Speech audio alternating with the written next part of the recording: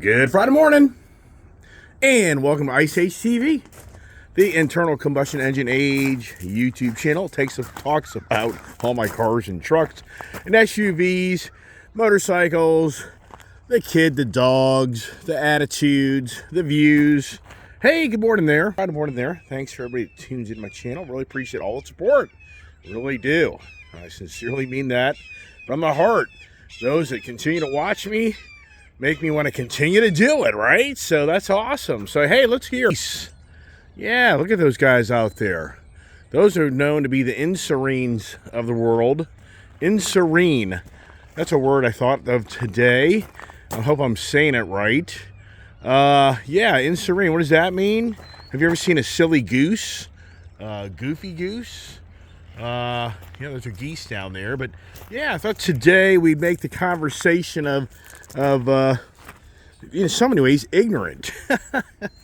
That's what I just thought. I thought, but boy, that's kind of a harsh word where we live today. But boy, I tell you what, it's not a great Friday, as far as it being like balmy warmer, but it's not too cold. It's warmed back up, so not too shabby.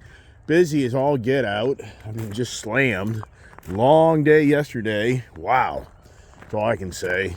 As you progress in life, these long days wear you out. But anyways, yeah, I just thought today's conversation could be, we take the Monday positions talk, the Tuesday critical elements talk, the Wednesday, was it the fun conversations? What the heck was Thursday?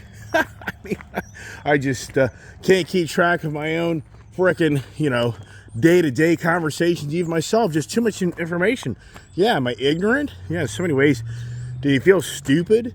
I mean, sincerely, it's just incredible how, the arrogant conversation yesterday, in so many ways, that also conveys to somebody that they're ignorant.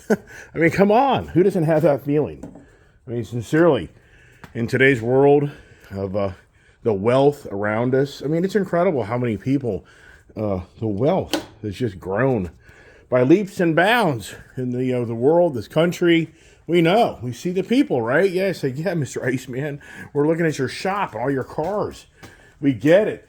All right, let's get the dogs in to continue the morning conversations of ANSERINE, which I thought would be the more appropriate word if I'm even saying it right. I just actually, it's an adjective. It's supposed to be borderline the nice way of saying you're stupid. Come on, Will. Don't know where Will is. So anyways, trying to keep the morning conversations going as far as what do we have on content, right? And for me, really, to me, oh my gosh, to see what's going on, the political playing field and this sitting administration that just continues to, in my way, belittle so many people. It's just really bad. And we'll get into that more as we walk around and we talk about how, in so many ways, I feel like we have ignorance among ourselves at an all-time high. But I really think that you can take this in so many aspects of our daily lives and our because I think anybody here, we're not, if you're the Mrs. or Mr. Know-It-All, I mean, come on. Do you like these type of people? I mean, there's just so much information. And that's what I was thinking to myself, was these cars today, even for me, on my YouTube channel, I'll have people reach out like, you dumb, don't you realize your car has this? I'm like, duh, yeah, right. Like the e-brake in these Ford vehicles, I never knew, to a guy in the Ford Bronco forum, actually alerted me that on the e-brake in these cars, you can actually release it by just pushing down on the gas pedal instead of having you physically do it yourself, because that's the new technology. We'll use the Ford Mustang Dark Horse, aka Mach 1, in disguise, and we'll take this car and I'll show you what I'm talking about. When you go to the car and you just get so many keys here. I don't think, yeah, that's it. Huh, amazing. I found the correct key. So I go over here, and right here, if you look here, this has the e-brake, which is even a drifting brake. But when you get in the car, okay, and you start her up. Jeez, tight. Oh my gosh, why would I buy something like this? Good Lord. Woo. So, cold. Dark horse populates there. And so once again, you've got the e-brake here. It's a totally different feel because it's rubbery feeling. It's so weird. Okay, so if you want to release the brake, most of us think, okay, you got to push it down, and that takes the brake off. Okay, but you pull it up. Okay, well, with all the new technology, even for me, my gripe was about how this electric e-brake, why wouldn't it be more like auto set, auto off? So if you take this car, brake is on, and I start to press the gas pedal down, the brake comes off. Okay, so you don't need to actually push down, or I should say, yeah, you don't need to push down the brake to have the brake come off. So see here, you just brakes on, you go down here, and once I start to press that gas pedal, it automatically comes off. Okay, so you can see how it tells you that. Brake on. Okay. Well, it didn't do it. But anyways, whole point is, for me, as a car enthusiast, having so many different cars and so much different technology, in so many ways, you feel like you're ignorant to your own vehicles. I mean, in all the settings, and that's one thing that I think so many will talk about, especially older. It's like, I just don't want all this technology because it's just so much freaking stuff. I don't want it. And because it's just information overload. And that's why I'm really talking this morning so much about how I think we live in today's society that the ignorance around us is bigger than most of us realize. Or maybe I'm just too ignorant to realize that everybody else does realize that. It's the whole point that we're evolving so quickly in so many different ways in our lifestyles, technology, and blah, blah, blah, blah, blah, blah. How do you stay abreast? How do you stay abreast to all this change?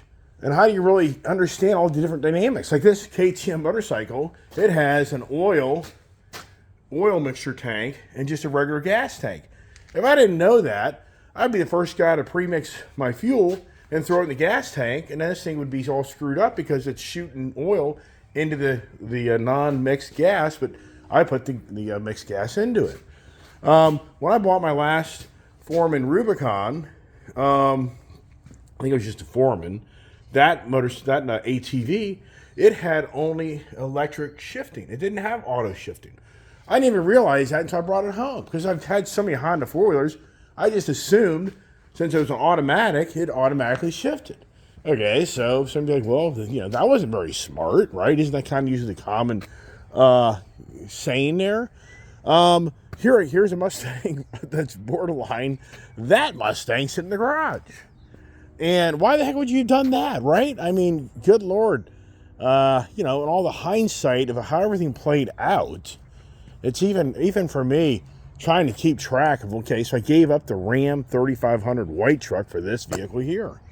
But yet Ford bought this deal here with no trade, which I'm glad because that other white Mustang isn't getting great value, and it would be really stupid just to bury a bunch of negative equity in that car right there while I can continue to pay this car down and make the decision on once it's a little bit more balanced on the value of what I think I should trade it for, or whatever we do with it. Who knows? It's always me shuffling the deck of cards. Here you go. Here's the Dodge Charger Super Beat. Now it's being left outside. It's being sacrificed for the dark horse. Are you crazy? Put that damn thing in the garage. I don't disagree. Probably will go back to the garage. So, but here's the thing. If you're not abreast to the tire technology, so somebody that's not really the car enthusiast that buys this car, and somebody doesn't take the time to tell them these are only really warm weather tires, and should you drive this car on a really cold day and it starts to snow, light snow, this car is going to be off the road in a heartbeat. I'll never forget reading about an individual on the Ford Mustang forum, this is like 5 years ago at least, in a car just like this, the PP1 package, that has the summer performance tires on the vehicle. And this young kid is talking about New Jersey. He drives his car daily back and forth to work in New Jersey. And he's on the forum wondering why, when it was like 25 degrees out and snowing, and he's driving his Ford Mustang and it's all over the road and he's off the road. He's totally questioning everybody, why would my car not drive in the snow? Clueless that he's got summer performance tires that will not work in the winter months because they're a hard tire. It's a hard, in the winter months. Listen to these guys. Somebody's not up. Somebody's calling. Somebody's on a mission. What's that all about? So anyways, so this tire is not a soft compound for the winter months. You need that soft compound to enable you to be able to get around in those colder months. So that person was in so many ways stupid, but was it? He just wasn't informed. He was ignorant in so many ways because he didn't do his research. Look at this here. This Ford Mustang Mach-E, it's the exact same story. Ford builds this all-wheel drive Mach-E only but to put these high-performance summer tires on it. This is not a vehicle you can drive in the winter months. This vehicle will be all over the road. Same thing. It's so stupid. They should have put an all-season tire. I mean, really, you're going to track this car? I mean, Ford, you're going to track a Mustang Mach-E. Yeah, right. Okay, look at that. My sticker's dead. This car doesn't get driven so much. It doesn't get driven that the sticker's dead on it from April this past year. That's the Virginia laws. Take your car in every year. They should have a thing where you shouldn't have to take your new car in for 3 years. Yeah, but how would the police know what year that car is versus that year? That wouldn't work very well. Hey, here's a great story. Here's a guy that bought a Ram 2500 truck last year that you watch my channel. He buys it, and he gets this crazy idea that he can do a straight pipe and do a tune on it. Huh. Yeah, anybody watch that incompetence of an individual? Huh, I wonder if you're watching my video right now, what I'm kind of talking about over there, that some guy, and then the guy's so ignorant, he publishes a video of him ripping the whole exhaust off his diesel truck. Wow, who did that? I mean, come on. What guy talk about? Jesus Christ. Are you sure you want to be subscribed to my channel? Yeah, man. Let me give you some tips and ideas how to do things, and you'll be all right, right? Yeah. So, yeah, here's the Ford F-150 truck. Yeah, for me, how ignorant can I be? I go out and buy a Ford Shelby Super Snake, being told by the rep for Tuscany Corp, hey, Mr. Iceman, you be so lucky. This is my wife loves these conversations. Oh, you got just the one of a select few, and it's going to be rarer than ever, and it's going to be worth so much money. This is what my wife does when I go out and buy a fancy car. I'll walk in the door. Let me guess. That was one of those cars you just bought that just only a few were made, and not anybody can really get them, and it's going to be worth a bloody fortune, right? Yeah, I mean, you think I'm making that story up? So anyways, yeah, so how ignorant was I? I'd go out and buy that freaking truck, the Shelby truck, and think that damn thing's going to have a really good value to it as years progress, only to find out that the guys lied to me, and you can still order a Shelby Super Snake truck for $100. They're now like 110, maybe they're 100, 120. Who knows? I don't know. I mean, who cares? Because for me, my ignorance actually played out to my advantage. Because Coons Baltimore Ford built this truck. Well, on their side of the story, I got this truck for a hell of a deal because their ignorance on their end was they ordered this truck to be a little build truck for them, and not realizing the components they needed wouldn't come in for 6 months. So the truck sat in the back lot for 6 months, and then the management started getting really upset about this truck sitting there for 6 months. It's a project truck, and the parts finally came in, and they were like, get this frickin' truck out of here. We're paying on that damn thing, if you understand that language. So yeah, but did their ignorance play out to my advantage? Yes.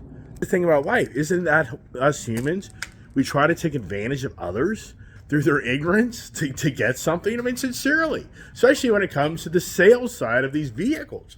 I mean, that's the biggest concern of most individuals that go to a car dealership, is they feel like the attitudes, okay, the arrogant attitude will overtake your ignorance. And that's why people, I think, just despise car dealerships, because they totally feel like they're going to be taken advantage of.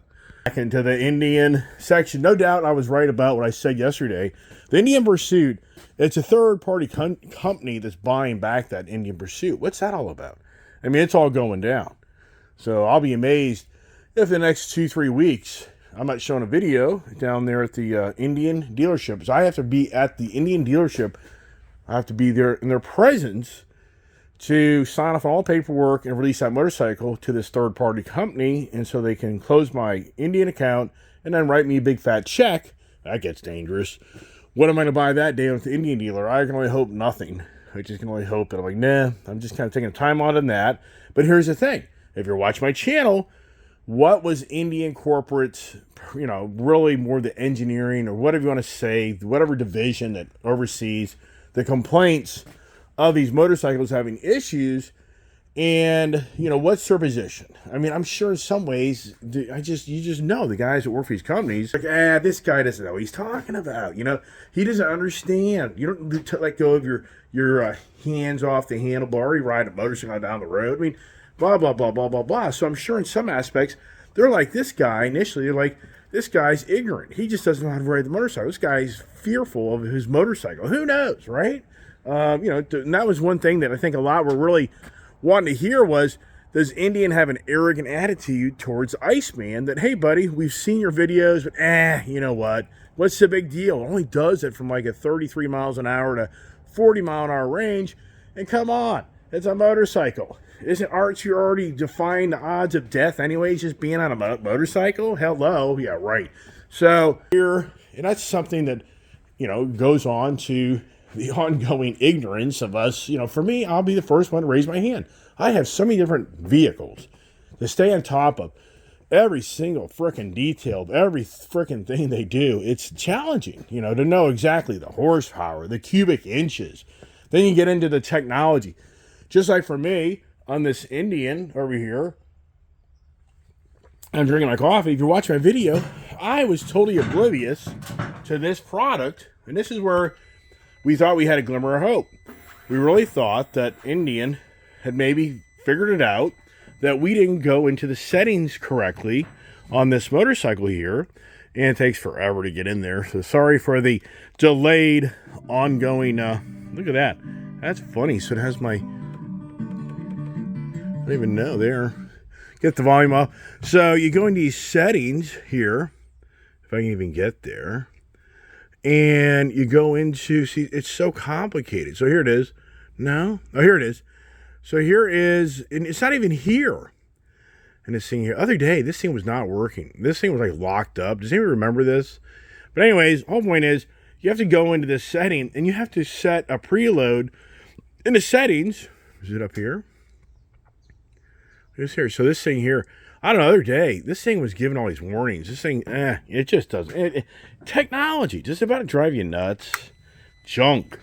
About to drive you nuts. But the whole point is, the ignorance of me, or really it's the ignorance of the sales guy, that in some ways, or the dealership, that sold me, sorry Shane if you're watching my video, but I don't remember anybody showing me at that Indian dealership down there in Bristol that you had to go do all these little settings to get the motorcycle set up to exactly your weights, what you're carrying, the preloads, that whole 9 yards. So we thought in that Indian Pursuit, I'm sure that Indian corporate was thinking these guys haven't done the right setup on the bike, and that's why it's not running right. Well, as we know, we did all that.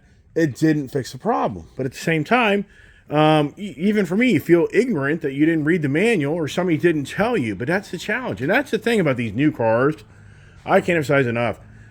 You buy a new car today, I'll be amazed if the salesperson really is in depth of all the technology of what they're selling to you. I can about guarantee you, most don't know.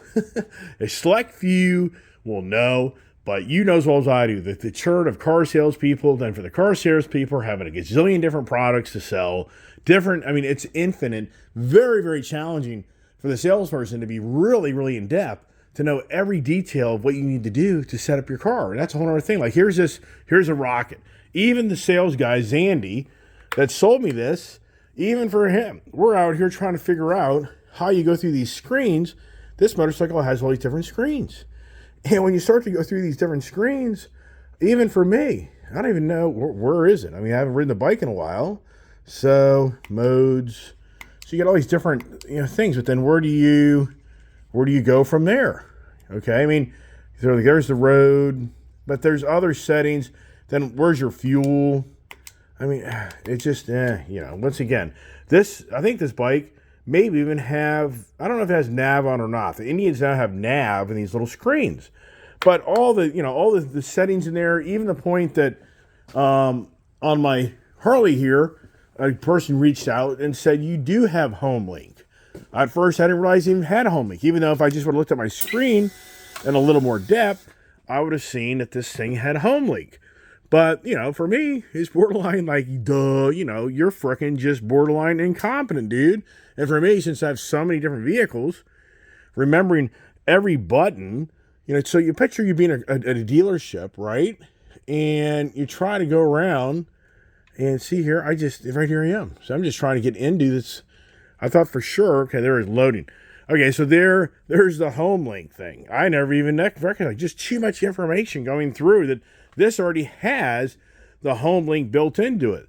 Now, I have a how-to video on the Indian, Challenger, and the Chieftain on how to put in the home link module. So in this Indian, they didn't already have it built into the bike. In this bike, it's built into the technology. That's a nice feature for Harley. Indian, they make you spend another $300, which I'll show a video how you take this little dash part apart and you put in this little plug and play module, and then it activates the home link so you can push on your screen to open and close your gates, garage door open, or whatever. And on the Chieftain series, more like the bagger front end Batwing, it's down underneath the whole thing. I got videos on how to do that. Whole point is, in so many ways you feel ignorant to your own. For me, at least me, I should say more me, because I just have so many different vehicles that even for me, I get befuddled. It's like, wow, like the Ford Bronco, that Raptor, that thing has settings on it and features on it that I never went to the Bronco off-road rodeo or whatever they call the dang thing. And I guarantee those guys would show me stuff. I'd be like, wow, I never even knew this thing did this. I mean, I know that for a fact. So, oh my goodness, the morning gets away, and here's over here, the Ford Power Boost. And the reason I'm walking over here is because this is such a cool vehicle where you can work out of it all day long and you don't have to turn the truck off. Because as long as you're in and out of it within a 30-minute time frame, the electric battery keeps it going, but the gas engine doesn't run. Yesterday I worked out of the F-150 Lightning truck here. It's the same thing. This truck here, it runs all day long, but you have to be in and out of it in 30-minute durations. You have to get back in before 30 minutes go by. Otherwise, it just shuts down. That's a great truck. I mean, once again, the ignorance of the electric vehicles, I think that's a huge problem. And what's going on, I think maybe more people are becoming more aware of the challenges. I could tell my daughter yesterday if we got done coming home off a job. She's like, what do you think of the Lightning truck? I said, for what we're doing with it, it's a great truck. But if you said to me, hey, Dad, let's just have the F-150 Lightning truck as the only vehicle we have, I'd be like, there's no way. Because once you want to start going to Florida, Tennessee, whatever it may be, that truck there, it's not going to be as easy to get to those locations, especially if you're towing something. So the capability totally disappears, and it just doesn't become really functional in my view. Imagine a family emergency, you can go jump on a plane. But if you're going to be down somewhere for a good week, and you got to jump in your electric car, and you find out it's going to take 2 days to get there because of the charging infrastructure, if you can get there in 1 day, that could be a huge difference of seeing somebody that you may not see again. It's just little things like that. So electric thing, and here's Elon Musk releasing the Cyber truck yesterday, and I think it's classic because I think already the possible ignorance of the individuals looking at these trucks doesn't realize that Ram has the REV, the Ram electric vehicle, all electric truck, coming out in 2025, and it actually is it has better capabilities than that Cybertruck. Let's get upstairs here, and it's cold down here. It's cold. Get up here. Should have turned the heater on before I start all the yabba dabba doing, just so that, hey pups, you all comfortable here? They are. All right. It's cold. Yesterday morning was toasty warm because I left the heat on, but that's an expensive bill. Can I get $1,000 bill here for my ignorance of forgetting to turn things on? I sure can. So let's get the video. Getting a lot of responses on the 10K milestone, and it's so great. So many more people are reaching out, and this morning I got to thinking, golly, I hope I have 20 stickers. I think I ordered like 50, so it's cool. I've got like right now 20 people getting stickers and cash. You know, the cash thing. You know what? I by all means know you watch my channel. I know there's nobody watch my channel that's desperate for money. It's just a gift. You know what I mean? It's like, hey man, here, go have lunch on me. You know, and that's the thing about life and gratitude is you know that if somebody offers you something, you should accept it. Because it's them offering you what they feel is the love of that person or the compassion of that person. And that's all it's about. I mean, that's to me, and so hey everybody, thank you so much for supporting my channel because it's been challenging, very challenging. You have no idea how many times I thought, you know what, it's not worth it. I'm just going to not do it anymore because it's so much work. And if you don't really get the viewers, you just feel like you're talking to yourself all day. Wow, does that sound like me? Right. So, I mean, so it's very challenging. So for me, this is an incredible milestone for me. And until you do this and you start off and you go for a year, you don't have much going on and much responses, and you know, so this is huge. So if anybody here, you know, this is not me saying to you that, oh, I think you need money. That is not the gesture. It's, hey, thank you so much for being a supporter of my channel and in sharing. I'm sure a lot of you have shared my channel to others, and that's really nice of you. I really do appreciate that. And the goal is, one of the subscribers reached out yesterday, really nice guy, and you know, he said it, yes, a really kind of an interesting thing. So he congratulated me on the 10,000 subscribers, but he said, well, what's your goal? And I said, you know, that's a really good question. I said, my goal really is to really have a really nice subscription base.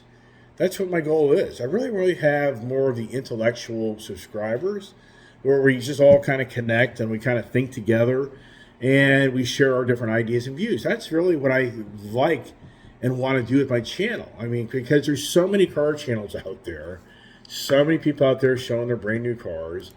And for me, I just have been more on the side, can it be more of the cars and coffee intellectual talk? And then, you know, take it to the state of times talk. Because so that's where we all are. And I think we're kind of all bond together because we both like the cars, the ice. You could be an EV person too. You know, for me in my channel, I'm not here by any means to say to anybody that has EV vehicle that you're ignorant. That isn't the message. It isn't for me to be bashing. It's me to be talking more, trying to be, for me, thinking just everybody should be transparent of the reality of electric vehicle. I think that's becoming more and more so than ever before. So for Elon Musk, the big Cybertruck reveal yesterday, apparently, I mean, for me, seems like you or I could have sat down and scrabbled this design of this truck, and here it is. I mean, you take your straight ruler and you start drawing. I could right now, basically, as I'm talking to you, probably design, you know, Elon Musk's truck. I mean, I mean, good God, man. I mean, really? I mean, right now, so I think I just designed Elon Musk's truck. I mean, you know, I mean, that was how much engineering and R&D went into it to get the original look. I mean, so for me, it's like, I don't know. It's definitely different. I get that. I guess the mob guys are going to be buying these things. I guess the gangsters is you can go down the road and people can shoot you, and I guess you don't get shot unless I guess they shoot the window. That's just kind of weird. They always show the doors being shot. Well, if you see a guy going down the road and you want to kill him, are you going to shoot the door? Or are you going to shoot the guy that you can see through the glass? I don't know. It just doesn't, you know. But it's, hey, it's good stuff. I'm glad that Elon continues to bring the excitement to the electric world, right? Is that what it's all about? So, and that's good old Elon Musk. Elon Musk, the guy that just continues, you know, the guy is all over the media like never seen. With all of his comments, I mean, it's just like wow. It gets so deep and heavy, and what really spurred this morning's conversation for me was witnessing what we're seeing now of the pointing the finger by the governing bodies. And I just think it's incredible how, like, if you watched the Gavin Newsom and the Ron DeSantis debate last night with Sean Hannity, I only saw a little bit of it. I didn't see a lot of it, but it's just incredible. And and it's each person's view, but it seems like Ron DeSantis in some aspects, there's a little amount I watched, was attacking the agendas that Gavin Newsom is promoting. And in Gavin Newsom, he attacked Ron DeSantis, it seems like, more so than the agenda in some ways. So he really knew how to open up and make Ron DeSantis in so many ways look like not a very compassionate person. To very, self-indulgent. I mean, and that's the thing. It's the whole, masters of deception. I've said it for so long. We'll kind of get back to that Cybertruck here in a second. But I've always have said that, it seems like these parties, specifically one, has the masters of deception. When you hear the BLM is wanting to support Donald Trump, I mean, anybody here would be like, he'd be like, oh, wait a second. But I think to myself, it's like, well, come on. I mean, think it through. I mean, right now, the illegal immigration is through the roof in these cities. And we've already seen it in Chicago where the people are very upset. The community of the inner cities of these, New York, Chicago, LA, you can start going through the list that they're seeing it how the real American citizen that has had the government help is now getting kind of pushed aside. And the illegals are getting more, attention and priority than they are. So it's a no-brainer. So the BLM is starting to witness that the Democratic Party favors illegal immigration in so many ways and takes away from the BLM community. I mean, that's what's going on. So it's this ignorance and arrogance. I've said it a gazillion times. It's the masters of deception that will circumvent their own. And so I think we're witnessing that, and I think that's what the BLM is saying. BLM is saying is, hey, wait a second. The Democratic Party is not giving us what we want. And they're now, I guess, thinking that if Trump was in office, he would be the more stable guy to address these illegal immigration issues and get rid of this stuff to put the money pots back in the inner cities to the people that feel like they're more deserving of it. That's an actual citizen of this country than those that aren't. Yeah, wow, right? I mean, and that's what you think. It's just like the ignorance of people that don't understand what they vote for. And that's where it's so challenging without getting very radical. So back to Cybertruck and the Ram truck. Yeah, in fact, I think I texted myself just to remind me the numbers. But did I or did I not? I did. Okay, so here it is.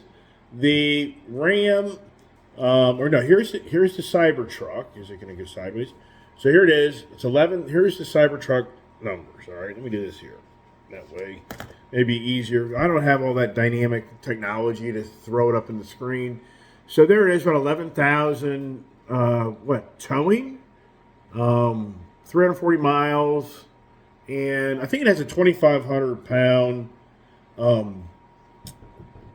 bed capacity. Okay, I'm pretty sure. All right, so that's a Tesla truck. All right, 11,000 pounds, towing, 340 mile range, 2.6 second, 0 to 60. It shows it racing a 911 Porsche yesterday, and it beats the 911 while it's pulling a trailer with a 911 Porsche on it. Okay, so now we go to the Ram, the Rev.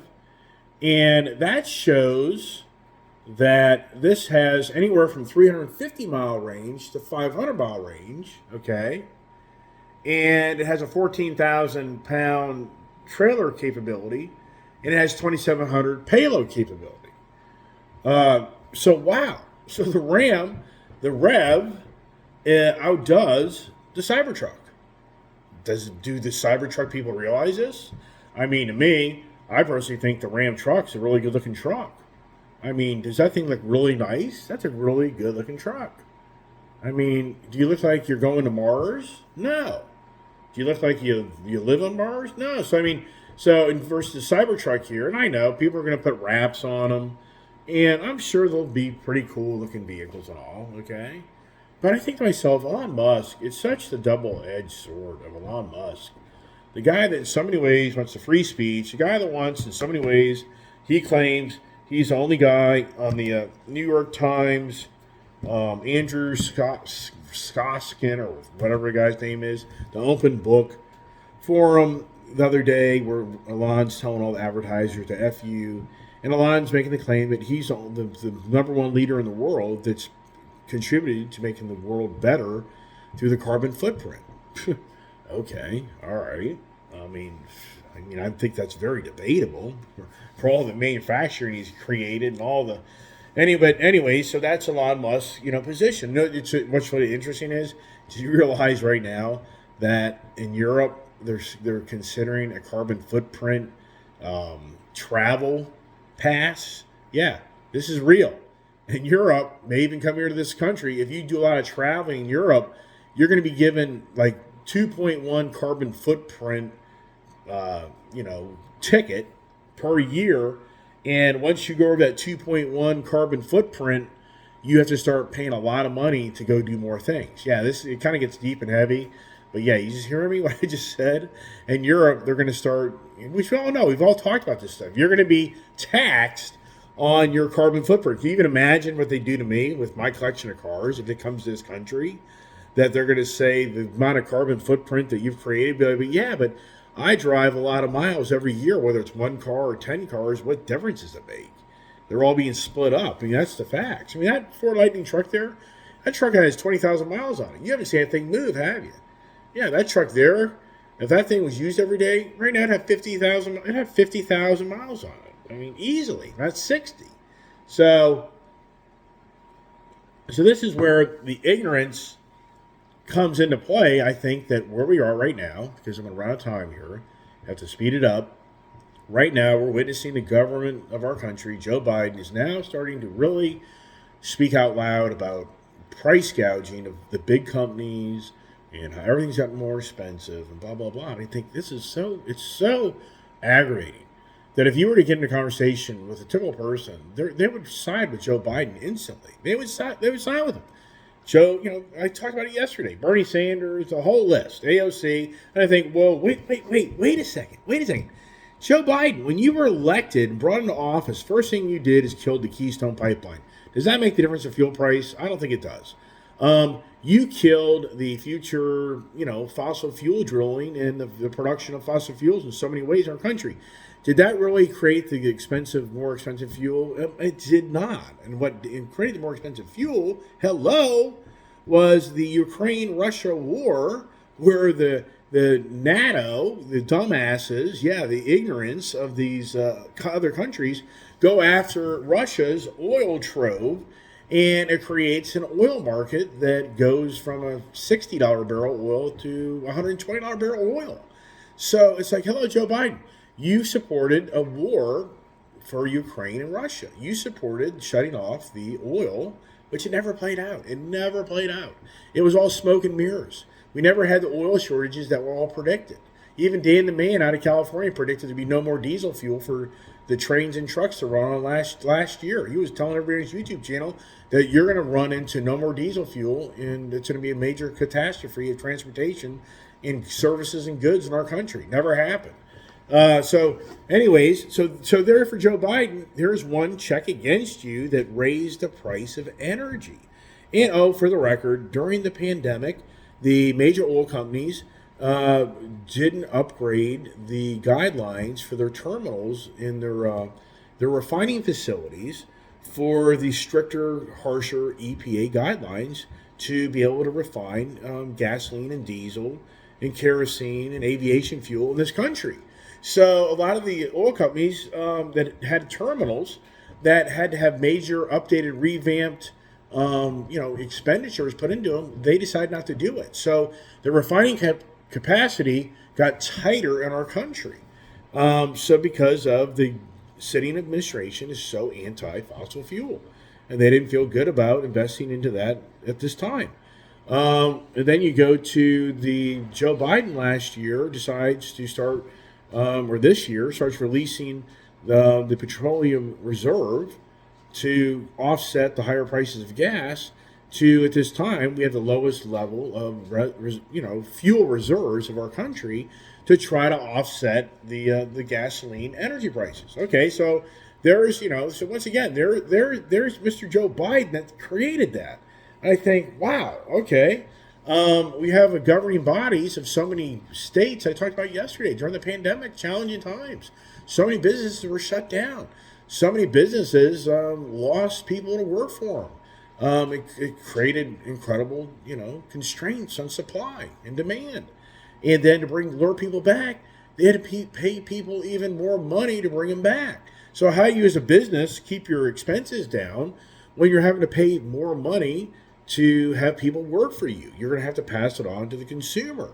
Okay, well, and you had very many of the political parties to be wanted people to have higher wages. Okay, well, that then increases the price for services and goods. I mean, it's like, hello, all right. So price gouging. The oil companies are price gouging. Okay, businesses are price gouging. All right. Okay, now you go to the automotive sector, which I talk about all the time. The governing bodies are putting in mandates, and the Obama administration has started these aggressive mandates. Even there's articles here recently of they're wanting to actually, move closer to deadline dates in the years to come of much higher MPG guidelines for these manufacturers to meet, and for the net zero tailpipe. So it's forcing the manufacturers to have to scramble like crazy to reinvent technology to bring a new, vehicle to the marketplace to meet these incredibly strict governing bodies guidelines. But Joe Biden's going to tell you these guys are price gouging you because of no, Joe. You have created laws and have written bills that are making it much more challenging for businesses to be able to make things to be affordable to consumers because you have such a short time constraint on all this stuff. We have illegal immigration through the roof, which is sucking the heck out of tax dollars in every major inner city and cities that are accommodating the illegal immigration. So the government is going through money like never seen, as it always does. But oh, by the way, wait a second. This city administration has seen the inflation go through the roof, and their tactic is to raise interest rates. Whoa, wait a second. Wait a second. You mean we were like 3% mortgages? They're now like 7 or 8% mortgages. We were getting 4 or 5% car loans. They're now 10, 12, 18% car loans. I mean, wow. I mean, you can just start going through the list. And even for me, to sit here this morning and talk about all the things that this administration has implemented into the guidelines and policies of businesses and what has created higher prices. Fertilizer. Does anybody hear these stories of fertilizer? Does anybody hear these stories of really we got to get rid of the cows? Have you heard these stories? Do you hear the challenges that farmers have where the expenses for their fuels and their grains and their fertilizer to be able to raise these animals to eventually be feed for you and I? Where's that conversation that the governing bodies have created and put on these? I mean, have you heard the stories of all these factories burning up, the chicken factories? I mean, there's a lot of kind of really weird type of things that have happened, but you don't hear about it. It's not in the news. It's not in the news. It's incredible. Look at the car prices. Why have the car prices gone through the roof? What has happened? I mean, so but you'll hear Mr. Joe Biden tell his following loving crowd that everything's beautiful, and it's these no good business people that are undermining this country through overcharging them for everything, and it's all their fault. And you know what? The average person that, in my views, is ignorant will say, right, with never ever doing any research to understand all the dynamics that come into play that create all these challenges. as we give away billions of dollars to Ukraine to fight a war that, in the end, what comes from all this? Besides, you hear every different person. You go to the China relationship. What's going on between China? I mean, it just gets so. Oh my gosh! Like I say, even for me this morning, just to try to go back and rehash all the different things that I've talked about through my YouTube channel that this city administration has put upon the taxpayers of this country, it's beyond believable. And then to now have Joe Biden mouthing off that big business is gouging everybody. And it's so easy to say that. It is so easy for you to say that person cheated, that person's a liar. It is so easy to say that. But then it's like, but show the facts. And that's where it all starts to change.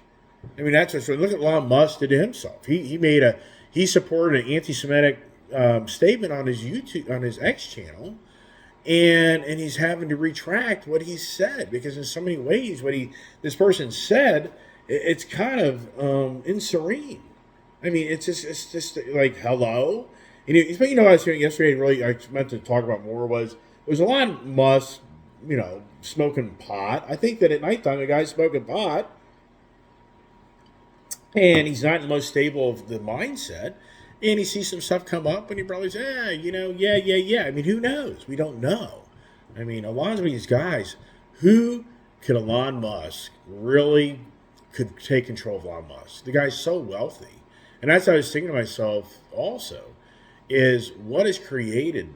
I mean, it's a double-edged sword. Elon Musk is the guy that went to the Obama administration that got paid the money through the ANSERINE political powers to be, that he knew he could never build the people's car. That's the old famous saying of Adolf Hitler that created the people's car, which is the Volkswagen Bug in Germany. And that's the saying, because it was an affordable car. During the Obama administration, Obama administration, for Elon Musk, he, in my eyes, abused what he was given. I mean, I'm going to tell you straight up that I so strongly feel that guy went downtown, he got his $1 billion of money to start his company, and I'm so strongly believe that he knew he could never build the people's car. That was the conditions of starting the electric vehicle. He had to have an affordable electric vehicle to qualify for those tax incentives by the taxpayers, and I know he's paid them back, whatever.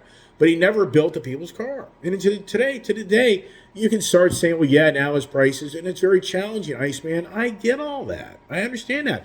But in so many ways, Elon Musk has created, in so many ways, this electric revolution that is, as we are witnessing, is the biggest possible flop in modern times at the taxpayers' expense. Ford and General Motors are starting to cry and kick their heels up in the air because they're losing their tail on this whole EV infrastructure that they've committed all their money to, that now investors feel is a mistake, and now there's the consumers feel like it's not time.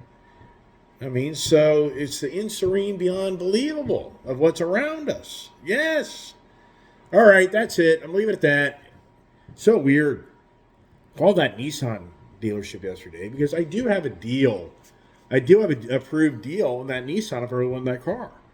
But they want too much money down. But I know that if they were to discount the car and they did this and that deal could possibly go down. This is no lie. I called the guy, Joseph, if you saw the guy on my video.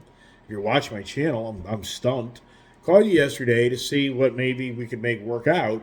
And he said to me, we talked and blah, blah, blah.